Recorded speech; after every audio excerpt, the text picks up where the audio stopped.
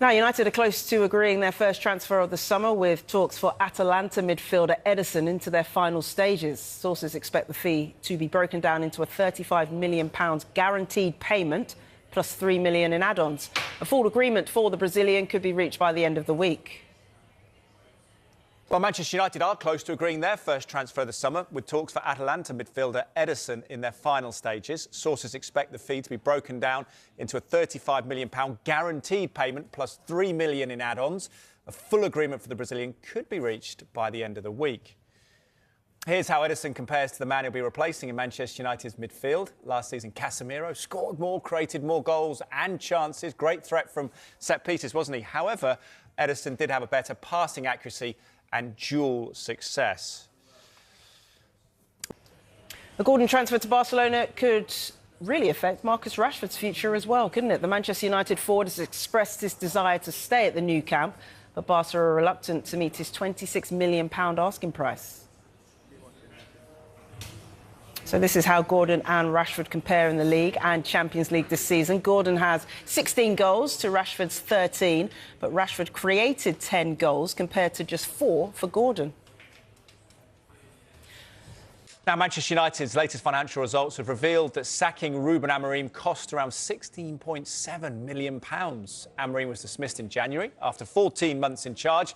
He still had a year and a half remaining on his contract, and the decision to let him go accounted for almost £17 million. Well, for more on United's results, pleased to say we're joined live by football finance expert Kieran Maguire. Kieran, good evening to you. Thanks for your time. What are your main takeaway from the United results? I think the Manchester United board will be delighted with these results. Revenues up, despite that they weren't in Europe compared to the previous season. They weren't competing in the cup competitions. But even so, even with fewer matches at home, they've managed to maintain broadly the match day income. That's down to ticket price increases. They've done substantially better as far as the Premier League TV deal is concerned, because each position is worth around about £3 million. So that's 12 positions better than the previous season. And merchandising has been okay. I mean, they lost their training shirt deal, but I think they're hopeful of replacing that, and by all accounts, it's going to be very lucrative next year. A lot of bad PR about the job cuts, the changes there. Do you see justification, though, for those restrictions in the books?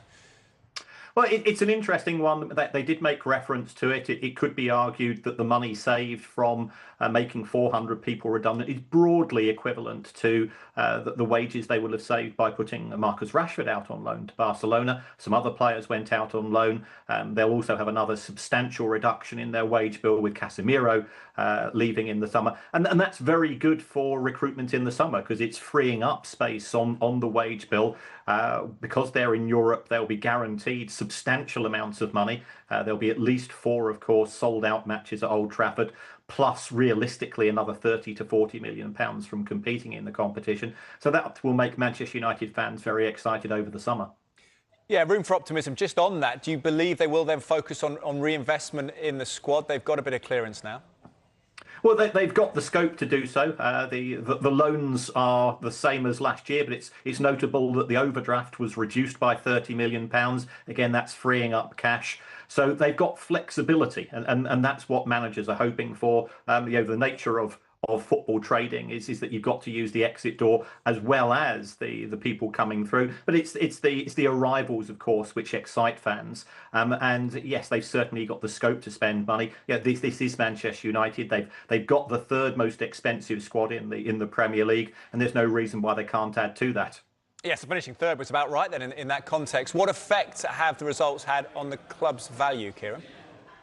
Well, the stock market has loved the results. The share price is up over 12%. So that's added around about $450 million to the value of the club in just a few hours. So clearly it's exceeded the market expectations. They will be looking for the club to continue with this. I think the strategy that the club employed last season, which was spending a lot of money on players, but keeping them on relatively low wages compared to some of the players that were leaving, that will please the markets as well, because that will drive profitability.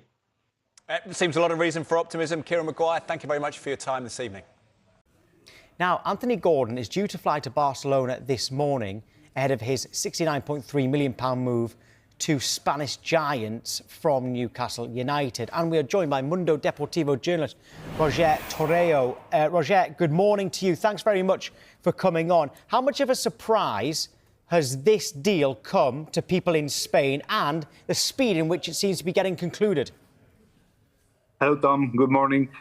Was a flash transfer. Deco, that's the sports director of Football Club Barcelona, works very quickly and secretly.